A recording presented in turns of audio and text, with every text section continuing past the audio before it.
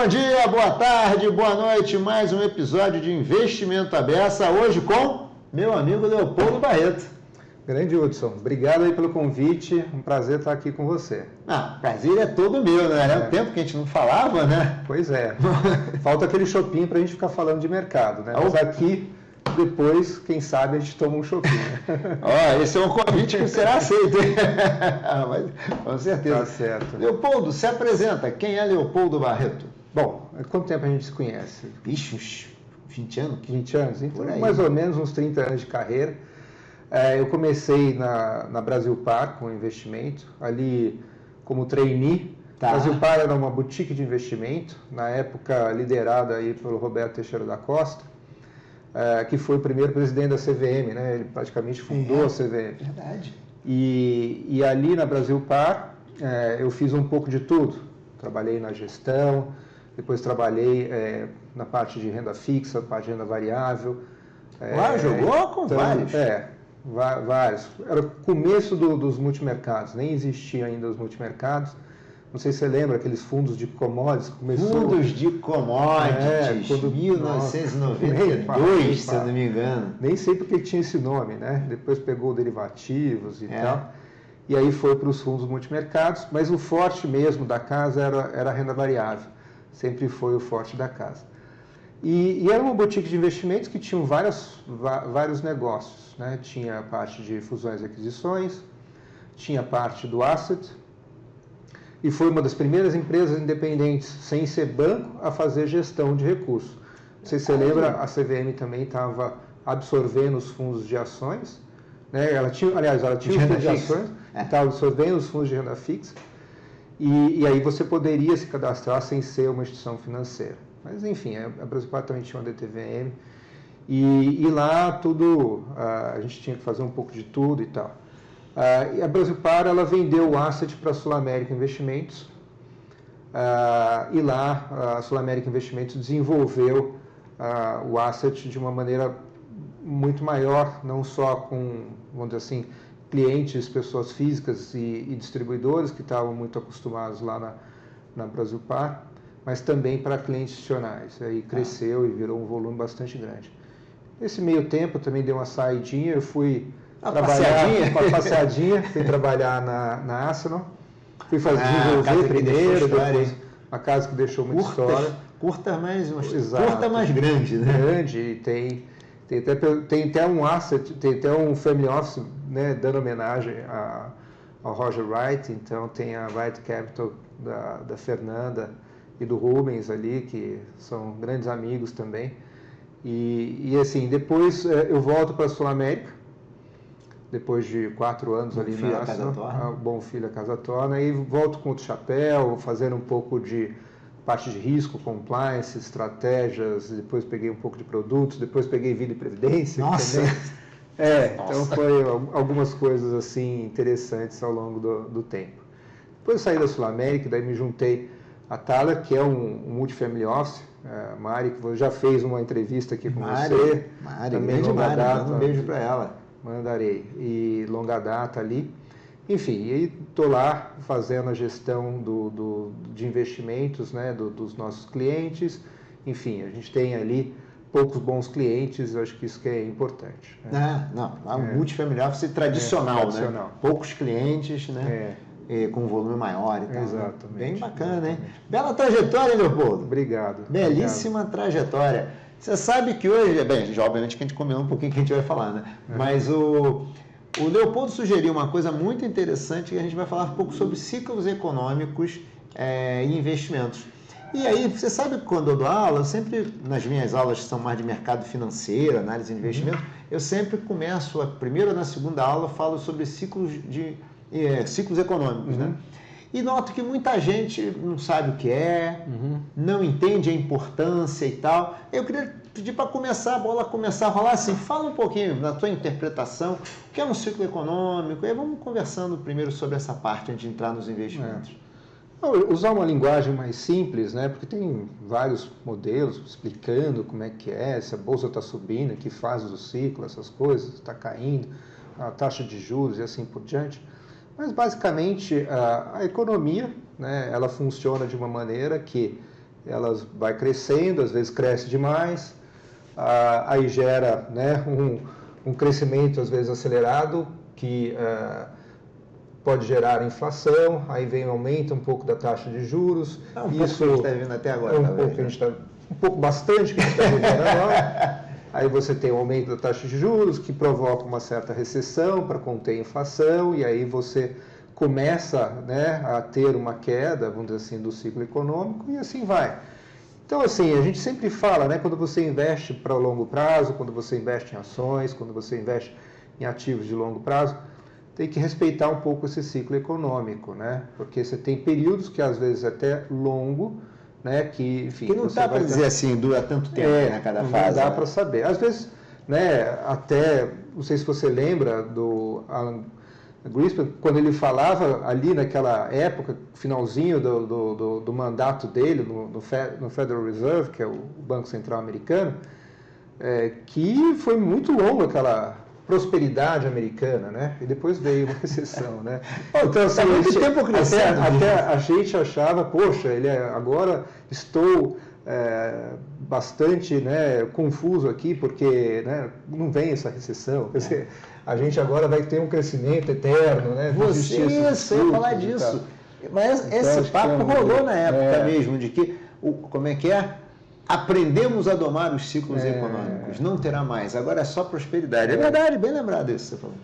E, assim, a economia americana, né, que é o carro-chefe de tudo, né, então, assim, a gente sempre tem que respeitar, inclusive, o ciclo econômico dessa economia, que é muito importante, né. E agora a gente teve aí, por várias razões, o aumento de inflação, e para combater essa inflação, o governo americano subiu muito a taxa de juros, né. E subindo muito a taxa de juros, ele comanda, vamos dizer assim, todo o resto da economia, enxugando dinheiro, puxando dinheiro de todo o resto. Então, todo mundo sente, né?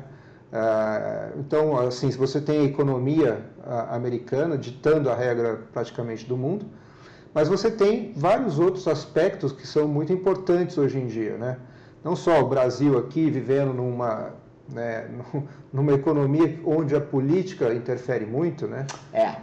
Acho que a gente tem esse lado que interfere bastante, então lado de cá, lado de lá, e a gente fica sempre à mercê um pouco desse viés político e interferindo também na nossa economia, nas nossas expectativas. Mas é curioso, você falou, é verdade, né? Se a gente pegar economias mais sólidas, né, mais antigas, né, talvez, a gente não vê esse impacto tão grande, né? Parece que há uma certa blindagem das instituições, aqui não, né? Eu acho que os Estados Unidos também vive, né, aquele Biden-Trump, aquele duelo, mas a interferência desses governantes na economia é muito menor, né? A gente sabe que, obviamente, você pode tender para um lado, pode tender para o outro, mas a interferência é muito menor que existe nessas outras economias. Fora isso, a gente também tem algumas outras economias importantes também fazendo ali as suas aventuras, seja o início ali da guerra da Rússia, né, que também causou uma série de transtornos, seja a China também fazendo essa contrapartida aí com os Estados Unidos e ela também passando, né, o desafio que eles têm lá de continuar esse boom que foi muito grande, que é natural a desaceleração, né? Ninguém cresce 10% ad eterno. Na verdade, eles já vinham crescendo 10%. Taxa de 2 dígitos. Não existe isso, né? Mas como essa desaceleração se dá também de uma forma mais ordenada e também ele está querendo promover lá o consumo em detrimento sempre aos investimentos e tal. E o oriental tem um pouco esse princípio de consumir menos e poupar mais. Então é mais difícil, ele tem outros desafios. Quer dizer, o Japão que foi muito isso também, né? O Japão passou pelo seu boom, depois ele também tem uma dificuldade ali que as pessoas... É difícil você estimular tanto o japonês a consumir. Porque eles gostam de gasta alguma coisa, pelo amor de Deus, né? É difícil, né? Exatamente. Vou dar uma promoção para você, pague 2 e pague 1 e leve 2, né? Alguma coisa assim, né? Tá. Mas desculpa, te cortei. Então, assim, a gente hoje está num... Que momento ali do ciclo, na sua opinião? É difícil você travar, mas assim, a gente está passando, obviamente a gente precisava de uma recessão para controlar a inflação e tudo mais, mas isso está sendo um pouco mais difícil de acontecer, principalmente o mercado americano, seja pelo lado da tecnologia, seja também o mercado de trabalho, estava bastante resiliente, vamos dizer assim. Ainda está, né, Leopoldo? Ainda está. Fico vendo lá, não tem então, recessão, isso segura assim. a taxa de juros num patamar mais elevado, mas lá já está numa fase do soft landing, quer dizer, esse pouso suave que está todo mundo querendo que aconteça dessa maneira. Mas às vezes não é tão simples assim de acontecer, isso nos Estados Unidos. Aqui no Brasil a gente tem crescimento até um pouco melhor do que está esperado, mas a gente tem a maior taxa de juros do mundo, né? Não só isso, a gente também tem uma série de problemas, principalmente do problema fiscal, que nos atrapalha bastante. A gente precisava resolver um pouco isso, porque está ligado com a taxa de juros que você hoje pratica. E se você faz uma diminuição, vamos dizer assim, da taxa de juros que seja forçada, que foi muito essa conversa aí que teve da última reunião do Banco Central, a taxa longa não acredita. Então ela acaba subindo pelas expectativas dos investidores, Isso acaba afetando a bolsa, acaba afetando os títulos de longo prazo. Mas hoje o Brasil também paga taxas de juros bastante elevadas, principalmente acima de inflação. Então você tem um ativo que é bastante interessante, que é esses ativos que pagam, seja desde ativos incentivados, ativos do governo que pagam acima de inflação, que são ativos bastante interessantes para o cliente ter isso na carteira. Mas, por outro lado, o cliente tem que entender que esse negócio oscila, porque ele é um título de muito longo prazo e você tem o efeito da marcação a mercado. E nesse efeito você tem, esse ano especificamente, até esses títulos do governo, que são as NTN-Bs, estão sofrendo, mas se você olha para frente, eles estão com taxas elevadas. Quem entrar hoje está pegando aí 6 e pouco, 6 e pouco, 6,20 de taxa, que é muita taxa. É muita taxa, não. Se você pensar, você tem comprando um título público de governo, Sim. Com inflação, ou seja, manutenção de poder de compra mais 6% ao ano. Eu não fiz a conta, mas capitalizar isso 10 anos...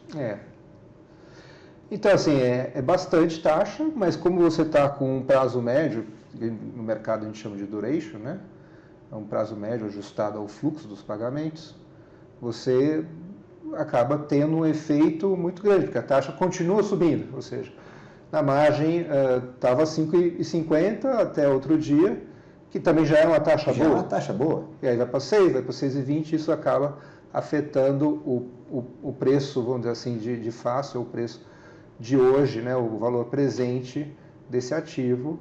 Então ele acaba caindo para ajustar essa taxa. Mas quem levar vencimento, obviamente vai ter essa poupança aí de receber 6% todo semestre, mais a diferença aí do prêmio que você conseguir. Mas você falou uma coisa interessante, Quem está comprando hoje está pegando uma taxa de 6 e pouco. Quem já está num fundo, por exemplo, que entrou com uma taxa, os papéis que estavam no fundo com taxa de 5, está sofrendo com a marcação, Porque às vezes eu olho isso, o fundo renda fixa está rendendo muito bem. Toma cuidado, ele já rendeu. Você sabe que vai continuar rendendo? Porque já marcou a mercado às vezes, no sentido contrário, quando a taxa cai, Quando a taxa cai, teve um ganho maravilhoso no fundo. Calma. É uma coisa que a gente observa muito, que o investidor ele olha a rentabilidade, para avaliar um produto, um fundo, ele olha a rentabilidade daquele produto. Então, se você entrar até nas plataformas e tal, até o mercado também estimula um pouco isso, Você vai ver lá, olha... Um pouquinho mais para cá. Você vai ver os fundos que estão mais rendendo, Quais são eles? Às vezes até os bitcoins da vida, os criptomoedas e tudo mais, que hoje em dia, através de um ETF, que eu acho que você teve uma aula aí com outro colega, falando um pouco o que é o ETF, como funciona o ETF, e mostrando que hoje você pode ter um produto em mercado organizado que vai replicar seja o que for, seja a bolsa de valores, e você consegue comprar esse produto de uma maneira muito mais simplificada, seja também né, uma criptomoeda como o Bitcoin. Então você também hoje na B3 você consegue comprar, e tem fundos também nesse sentido, mas aí tem que tomar o cuidado. Se olhar para trás, a rentabilidade está boa, mas olhar para frente não é assim, né? Então tem que tomar muito cuidado com essa volatilidade, que ela sempre nos pega de surpresa. Não, volatilidade não manda recado, né? Não manda aviso. Vou chegar, hein? Vai chegando, né? Já vai chegando. Mas me conta uma coisa, Leopoldo, nesse ambiente que a gente está hoje, taxas de juros são altas, a gente já falou sobre isso, né? A Bolsa brasileira está andando de lado, mas a Bolsa americana está bombando, né? Sim. Como é que o investidor fica? Eu vejo muita gente falando, então eu vou investir lá fora. Mas assim, também já vi o Warren Buffett falar, não vejo oportunidade no mercado. Segundo ele, já está muito caro. Como é que você mais ou menos pensa? Que é difícil para o investidor. Porque, a princípio, tem uma taxa de juros muito boa aqui. Brasil, a bolsa andando de lado, mas a bolsa americana subindo. Os bitcoins agora estão mais ou menos, mas vinham bombando. Hoje em dia, estava vendo outro dia, o número de investidores em bitcoin é um negócio enorme também. Eu acho que tem que tomar o cuidado, né, Hudson? Você pega o boom, aí a pessoa vai com muita sede ao pote. A diversificação é uma palavra-chave e a gente tem que sempre pensar quanto que eu aguento, né, de ter de um ativo como esse na minha carteira, porque a oscilação dele é brutal, né? Então tem que ter pouco desse ativo e ao longo do tempo você ir talvez construindo alguma coisa, mas também com um percentual adequado. Mas a mesma coisa vai acontecer para as outras classes de ativos, né? Então você tem várias outras classes de ativos, como esse de indexados à inflação, tem o CDI que também está alto, né? Então você também pode aproveitar essa taxa de juros elevados, mas a gente também tem que tomar o cuidado, que às vezes, né, existem cenários que o CDI não reina soberano, né? Então, isso acho que a gente tem que tomar o devido cuidado, porque essa diversificação ela é importante. Hoje ele está muito forte, né? Tá difícil eu chegar para um cliente e falar assim, se reduz a sua posição. Tudo que é risco não está dando dinheiro. Exatamente, né? Tudo que você assume risco não está dando dinheiro. Eu vejo algumas coisas, por exemplo, o Bitcoin, por exemplo, começou o ano bombando, acabou o ano passado bombou, Sim. Esse ano bombou também. E aí, como você falou, o investidor olha para o retrovisor. Sim. Aí eu vejo um monte de gente falando, Bitcoin bombou, tá bombando, tá. E aí você fala, mas não. Aí só por causa disso eu vou botar tudo em Bitcoin?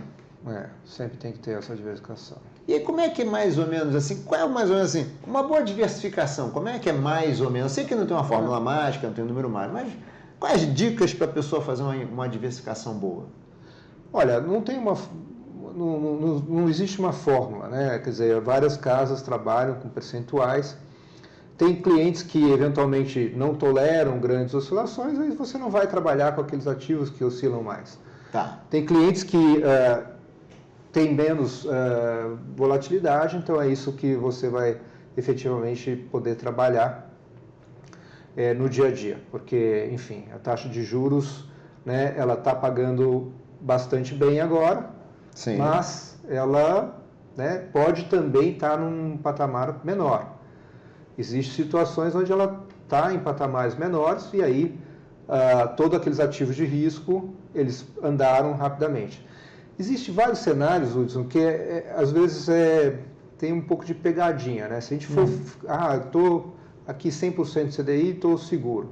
Mais ou menos também. Boa, continua, fala aí que tem gente que acha que... Hoje a taxa de juros real é muito grande, a taxa, né, é muito boa, mas pode haver algum cenário que você estar no CDI também pode não ser vantajoso. Por exemplo, se por acaso decidisse abaixar a taxa de juros de uma maneira forçada, a gente já viu isso até no passado. Já vimos isso, não faz tantos anos assim. O que vai fazer? Vai fazer a inflação subir, a inflação vai ficar muito mais alta e aí você vai ficar com uma taxa de juros que não vai cobrir a inflação, né? Isso a gente também já viu em alguns países, então essa receita a gente pode também aprender com o erro dos outros, né? Boa! Então, assim, eu acho que isso é muito importante, a gente já viu outros países querer forçar a redução da taxa de juros na marra, né, isso efetivamente vai bater lá no futuro na inflação. Então, por isso que é importante, quer dizer, por que é importante também esses controles do gasto, né, fazer essa adequação. Principalmente se a gente está pensando ali no longo prazo do país.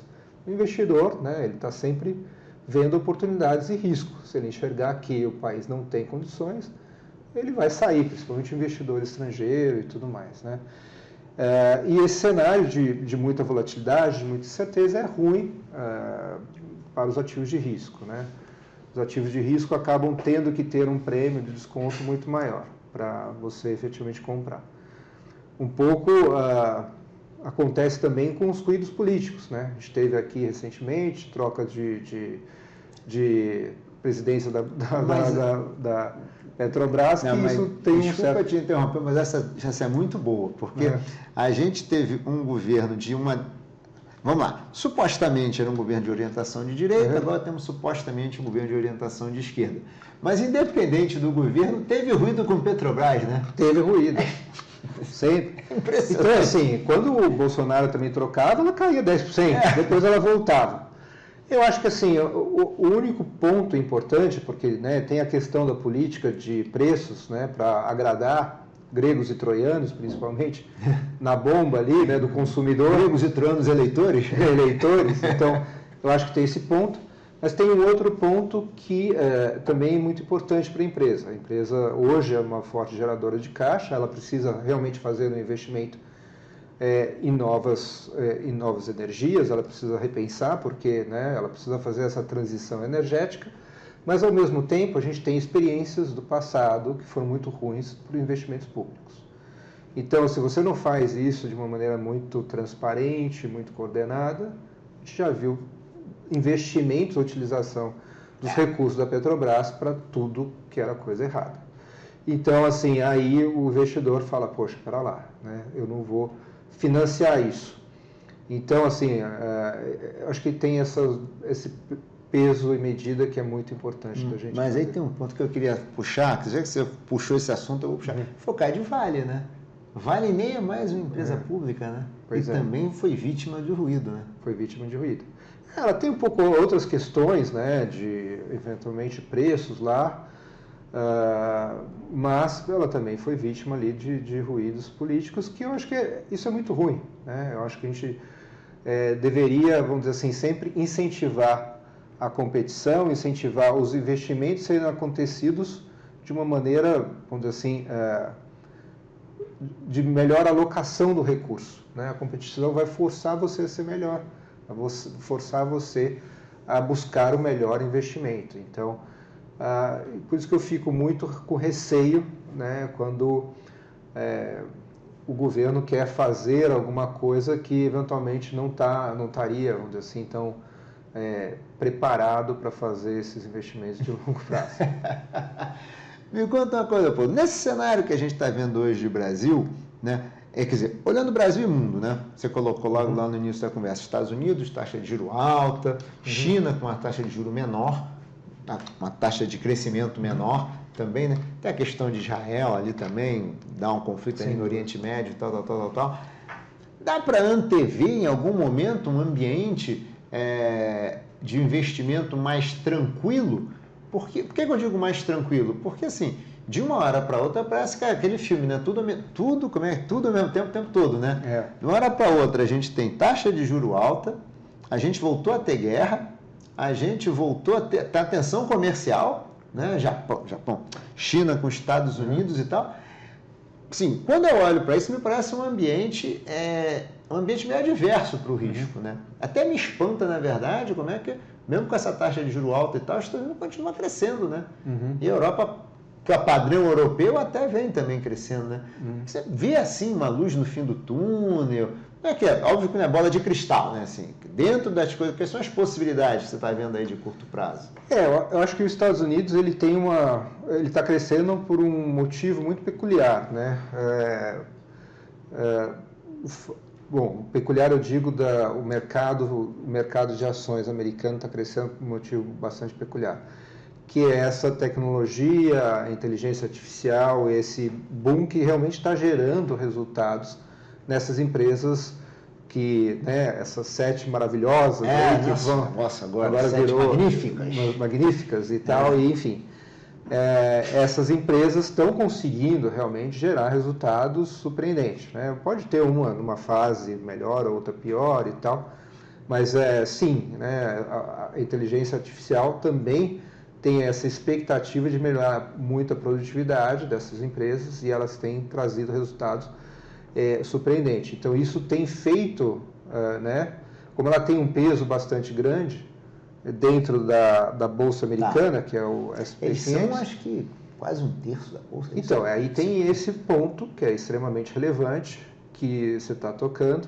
A Bolsa Americana voltou depois, né, dessa queda que houve por causa do aumento da taxa de juros a 2022, mais ou menos, né? Depois ela voltou muito forte ali em 2023 e continuou nesse boom por causa desses resultados aí e por causa da boa geração de caixa dessas empresas. Então tem um motivo, sim, muito peculiar, mas se você também tira, tem um jeito de você calcular com pesos iguais, chamado equal weight, no SP 500. Tá. Se você coloca pesos iguais, é um outro cenário que você vê de rentabilidade. Porque quando você é assim, mais ou menos? Eu não tenho os números aqui, mas depois eu posso te passar. Mas é bem substancial essa diferença. Sai de porque até no ano passado, assim, estava subindo 20%, era menos de 10%. Então, assim, era bem diferente essa diferença, né? Então, foi muito concentrado, sim. Isso que puxou muito a Bolsa. A Bolsa está concentrada, assim, lá nos Estados Unidos, né? Mas o mercado de trabalho lá também vai bem, né? Para essa taxa de juros alta. Assim, né? Isso é surpreendente. Eu sou de uma época, livro de economia básico, né? Você sabe uma taxa de juros, né? Mercado né? Mas o Phillips. Vai subir a taxa de juros, vai cair, vai ter desemprego, vai ter alguma recessão, mas não está acontecendo, né?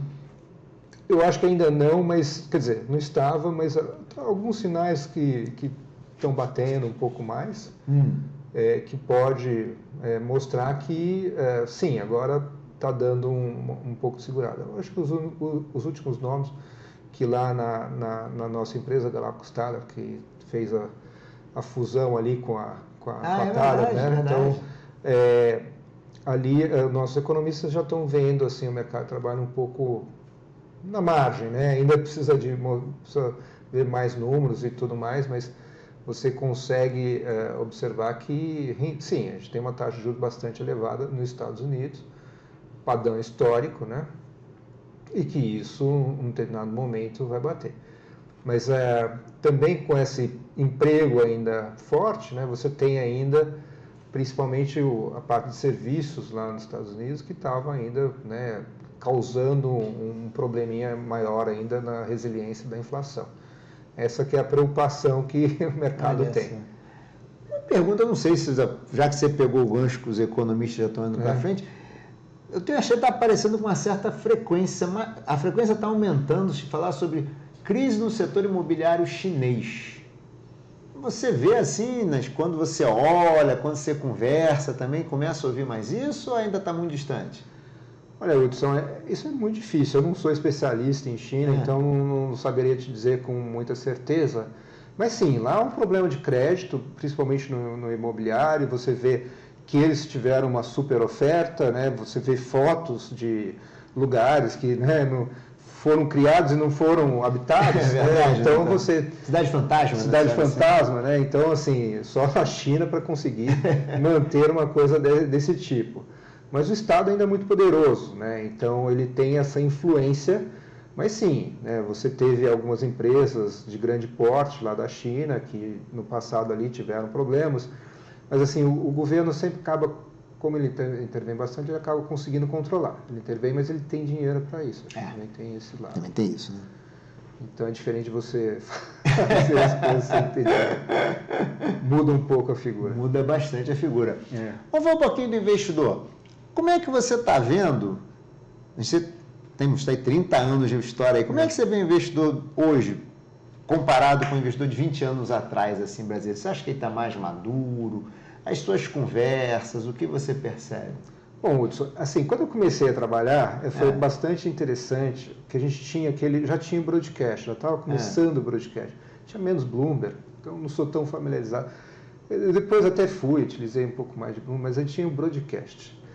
E a gente tinha aquela telinha que era até verde ainda, o computador nem era colorido. Tela monocromática. Monocromática. Isso. E aí a gente ficava acompanhando, né? A gente teve uma inflação que era gigantesca antes do Plano Real, era 2%. Então, assim, você viu o dólar, só para ajustar a inflação, ele subia 2% ao dia. Então, quer dizer, a gente viveu uma época muito diferente, né? Uma época que era muito indexada. Né? Então, tudo precisava estar indexado e o Brasil convivia com isso. Né? Depois do Plano Real, você teve um sucesso muito grande em quebrar esse elo, quebrar a inflação. Eu acho que foi 30 anos um sucesso bastante bacana nessa história toda. Mas também teve juros muito elevados ao longo do tempo. Né? Até então, maior do que hoje. Teve juros muito elevados durante muito tempo. Então, o Brasil também convive com juros bastante elevados. É difícil você saber qual que é o juro de equilíbrio, né? Então, assim, a gente sempre tem esse juro de equilíbrio muito maior do que vários outros países. Mas o que eu vejo é o seguinte, a gente precisava controlar um pouco melhor esse futuro de gastos, né? Para a gente programar e fazer, olha, realmente a gente consegue trazer um juros mais para baixo. Eu acho que a gente perde um pouco a oportunidade por aí, entendeu? Porque realmente a gente poderia estar no outro patamar, né, dado esse ciclo. E até você viu, né, no final do ano passado, o Brasil dá uma melhoradinha, você vê recursos de fora entrando e tudo mais. A bolsa né? bombou no final. Ano passado, com arcabouço fiscal e reforma tributária, final do ano, quando acho que o pessoal meio cristalizou que todo mundo sabia lá, tinha suas ressalvas do arcabouço, mas falava, olha, não, estão tentando aqui colocar um pouco de ordem e tudo mais. Mas agora voltou a piorar bastante essa questão, e eu acho que isso é muito ruim, né? Eu acho que a gente deveria ter esse cuidado, porque acaba afetando a própria economia, né? É meio um tiro no pé, pouco isso. Eu acho que a gente tem que tomar esse devido cuidado. E teve a infelicidade também, né? O do Sul, aí, o Rio Grande do Sul, eu acho que precisa realmente ajudar, né? Eu acho que isso tem que ser feito, né? Isso não atrapalha a perspectiva do investidor, porque ele sabe que aquele é um valor que tem que ser... foi um caso, né?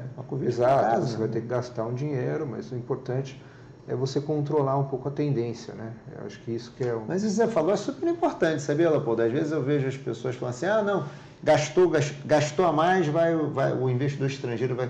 Acho que ele tem racionalidade, ele olha e vê, não, está gastando por isso, foi gasto nisso e tal. Sim. E outra coisa ele vê, está gastando em quê? Está gastando em quê? Nada. Ineficiência. Ineficiência. Está gastando para aumentar gastos que não são um investimento, nem tem nenhuma tragédia para ser resolvida. Sim. Também não é investimento e também não é nada que vai fazer aumentar a produtividade do país. Ele diz, mas esse gasto, então por que não corta esse gasto, já que não está dando déficit, né? Aí eu tenho uma visão um pouco mais liberal da economia nesse sentido, porque o que eu acho o Estado, ou seja, né, até a experiência da Rússia, da União Soviética, vamos dizer assim, é muito difícil você ter eficiência, né, do Estado fazendo as coisas. Então, eu vejo sempre a iniciativa trazendo com uma certa competitividade, né, acho que isso é sempre muito importante. Também não pode fazer, né, uma privatização como aconteceu na Rússia lá. Sim, não. A privatização para o amigo, né? Então, assim, eu acho que tem que ter a efetiva, né, competitividade, e você vai gerar maior eficiência da utilização dos recursos, né? Então, acho que é isso que gera melhor produtividade, isso que gera crescimento econômico. Concordo. E a gente também tem acho que o mundo está passando também por esse envelhecimento, né? Aquele boom demográfico que a gente, poder surfar o boom demográfico e tudo mais. Isso também, né, não vai acontecer porque a população vai ficar mais velha. Tem certa idade de previdência que assusta, né? E eu acho que isso a gente também tem que tomar o devido cuidado. Nossa. Leopoldo, a gente está caminhando para o final, então eu quero fazer uma pergunta final para você. Claro. Hoje, como é que está o olhar do investidor para o futuro? Hoje as pessoas com quem você tem falado, tal, as pessoas estão assim, o que elas estão esperando? Qual a expectativa delas? Eu acho que assim, as pessoas estão ansiosas pela questão lá de taxa de juros americana, né, que vai reduzir, não vai reduzir, não vai. E aqui também pelo lado político. Eu acho que o investidor gosta de previsibilidade, eu acho que isso é importante. Então, se a gente pudesse tratar, vamos dizer assim, né, de uma forma um pouco melhor essas questões, eu acho que era muito importante para o momento, né? Então, assim, a gente já tem muita coisa acontecendo, seja guerra, seja catástrofe, seja questão ambiental. A gente precisava tratar as coisas com mais previsibilidade, né? Eu acho que é isso que é importante para o investidor e para a economia. Eu acho que são as duas coisas vão andar muito juntos, né? Até para o investidor financiar, né, o desenvolvimento, né? Eu acho que é o mercado de capitais ou o que seja, né? Não tem outra saída. Então, assim, eu vejo que muitas coisas realmente estão baratas, mas você não tem aquele gatilho, né, positivo. Aliás, você tem um gatilho um pouco negativo nesse tá sinal. Com medo, então, né? E aí você deixa o investidor com receio. Então, mas o investidor também tem que olhar e buscar um pouco a diversificação, ver as oportunidades, porque às vezes a gente vai muito para cá e para lá com relação à moda, né? Ou seja, quando a taxa de juros estava lá 3, todo mundo ali naquele momento queria investir em tudo que estava caro. Não necessariamente caro, mas né, queria... A bolsa bombou naquele período, né? E você tem o inverso também, né? E na hora que acontece, você perde a oportunidade, eventualmente, de estar no IPCA mais 6, alguma coisa assim. Mas eu acho que assim, o governo devia também trazer um pouco mais de previsibilidade, isso que eu acho que está faltando aí para o investidor no final do dia, o que deixa ele mais com receio, com uma visão mais curta dos investimentos. Mas, enfim, é o que estamos passando. E eu acho que nesse cenário é importante você ter a diversificação, conversar bastante com o investidor, explicar os ciclos, como eles funcionam. Né? Acho que fundamental, né? Porque, o que você falou, né? A sua alocação vai depender, né? Sempre diversificada, vai depender de onde você acha que está do ciclo, né? Que momento você está. Mestre, conversa foi ótima, pena que tem que acabar, tá certo? Adorei, super obrigado, Leopoldo. Meu amigo, prazer é meu. Prazer todo meu, então. Gente, acabou, infelizmente, mais um episódio de Investimento à Beça, hoje com meu amigo Leopoldo Barreto. Tchau, gente. Até mais. Obrigado.